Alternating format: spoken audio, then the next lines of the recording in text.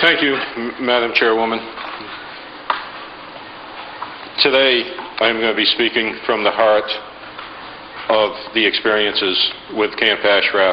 But first, I also thank you for this opportunity to return to the United Kingdom and once again work with the United Kingdom. Recently, we had the plot to kill the Saudi ambassador on American soil, led by the Codes Force.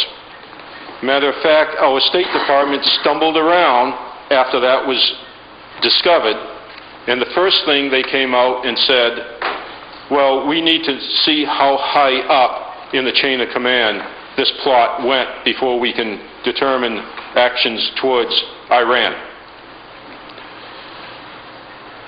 As a former anti-terrorism officer, and I think everybody in this room will agree with me, a plot of that depth is not going to be taking place unless it's approved all the way up to Khomeini. Well, democracy was already there with the PMOI, and they were working it. So they had good reason to welcome us. They worked closely with us. They showed us where various threat sites were. They provided us intelligence reports. They also surrendered their weapons to us. In exchange, they were given protected person status, signed agreements, and they were given cards. These are two examples. Saba and Majid signed those cards, and they carried them with them. They carried them with them on 2011 when they were murdered on the desert of Diyala province. And I will pass this so everyone can take a look at it, Madam Chairwoman. And I think you can look at these people and realize these are not the faces of terrorists. And I agree with everything said. It is totally unacceptable.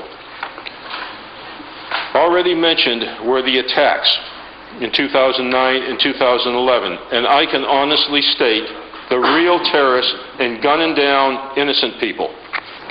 There is something else I noticed when I was watching those videos. And it's hard for me to say, and I usually choke up when I'm saying it. And the commitment they had to each other is outstanding and really warrants, this is an organization that we must save. Also, there is a lot of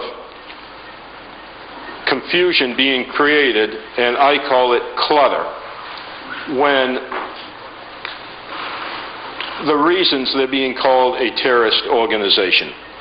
They are not terrorists.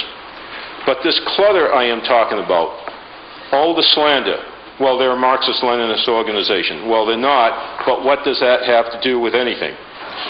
And everything I have drilled down, and between my 2 tours of duty in Iraq, there was another individual there, General Dave Phillips. Dave had the same experiences I did. Every time a rumor came down, he immediately went out and discovered whether it was false or whether it was true. And not once did he find a rumor to be true. One, I'll give as an example. The PMOI are still recruiting at the training at this location. I went to that location immediately, had my Marines ready to come charging in. It was a work site where Iraqi workers were allowed to stay overnight and get some rest for the next work day, because if they came in and out of the camp on a daily basis, capture them, and then they would kill them. They were being given protection. These rumors we were always proven to be false, and we never found one that was true. There is one request I would like to make, and that is, if possible, a joint letter to our own State Department saying, we believe some action needs to be taken. State Department, you need to start moving. About 2 weeks ago,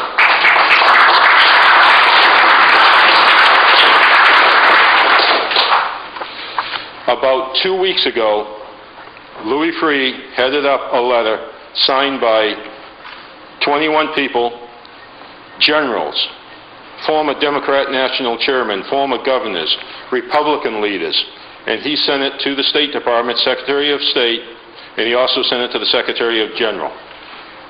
But when you have Tom Ridge, the former Director of Homeland Security, again, Louis Freeh, you have John Sano, former Deputy Director CIA. The list goes on. 4-star generals, 3-star generals, the former Attorney General. They're all saying the same thing. It's easy to see what is the common denominator, and yet the State Department thinks they know better. In all honesty, they're trying to play politics. The law was written and revised in 2004. State Department is ignoring it. As pointed out, they're ignoring the U.S. Court of Appeals. In July of 2010, it was clearly stated you got 6 months, State Department, to fix this. That has been 19 months ago. The United States was late in getting into World War I. I acknowledge that. We should have come in a lot sooner. The amount of time that we spent in World War I was just about the same amount of time that the State Department has had to make one decision and get them off the list. Yet, Secretary Clinton, Ambassador Dan Fried, says we're working aggressively on this. I am trying to figure out the meaning of the word aggressive. And what I recommended in Berlin, and I would also recommend here, is if it's to quickly engage and find a solution to a problem, State Department is missing it, and they really need to do a field tour over to the Pentagon and find out what the word aggressive really means. In closing, I really thank the opportunity to come and speak. It's a real pleasure, and it's great to see people on both sides of the Atlantic having the same interest, and also to prevent a situation that we will always look at in shame through history, that there wasn't enough done. Yes. Ladies and gentlemen, Madam Chairwoman, thank you. Thank you.